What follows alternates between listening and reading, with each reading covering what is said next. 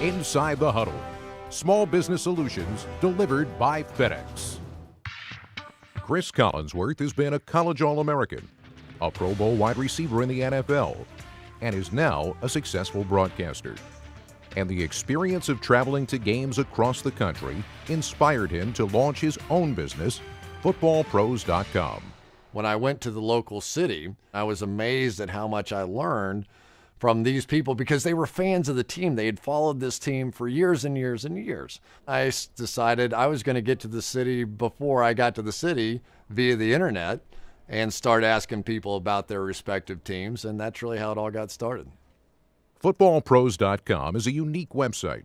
It not only features a two-way dialogue between Cris and its users, but fans provide much of the content. San Francisco 49ers fans know more about the 49ers than I do. So I'm stealing information is basically what it comes down to. But it has become a bit of a family, a bit of a community. By tapping into his customers as a resource as well as an audience, Cris has been able to make a much smoother transition into the world of business. I think any small business has the challenge of the unknown, of what don't I know? I know what I know. I know what I think this is going to be. My theory has always been that I would rather have a portion of something great than have all of something average. So if you're willing to divide it up, now it becomes a collaboration of thoughts and ideas. It becomes bigger than who just you are. Taking a page from his NFL playbook, Cris applied flexibility when he started his business.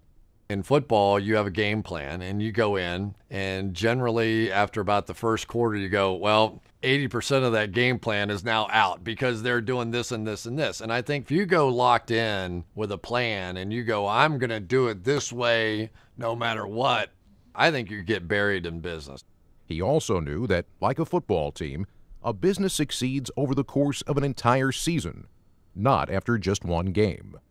Well, there's really two schools of thought. One is that you go in with everything you have, with everything you own, throw it all at it. I went a different path.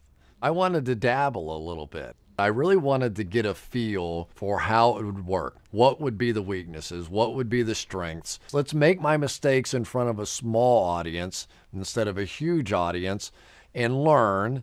And then I may take another bigger step. It may take some more money. It may take another investment, and that's okay. It may take more employees, and that's okay. But at least now I know so much more about where I am today than I knew a year ago when we started this thing. So I feel pretty confident going to the next step now, which I wouldn't have a year back. That next step for Cris is growing his business through a partnership with NBCSports.com. How to turn a small business into a major profit center is something that I didn't know. And so a little bit of it is being willing to take a share of something that I once owned all of in the hopes that it becomes something really big. And then comes the decision time. Do you want to go be a singles hitter or do you want to go for the home run? Well, I decided I wanted to go for the grand slam. You got any plans for stopping Aaron Rodgers this week? I think any business is about people, giving people an opportunity to be something bigger and better, to give your employees a chance to profit if they come up with good ideas, and to create a buzz about what you're doing because people are looking at you as the boss. You know, you're the one that is creating the image of, is this a successful business? And I want to win. I want to be successful. I want people 10 years from now coming up to me and saying, how did you do that? You were just like a football player and then a broadcaster. How did you create this sensational business plan?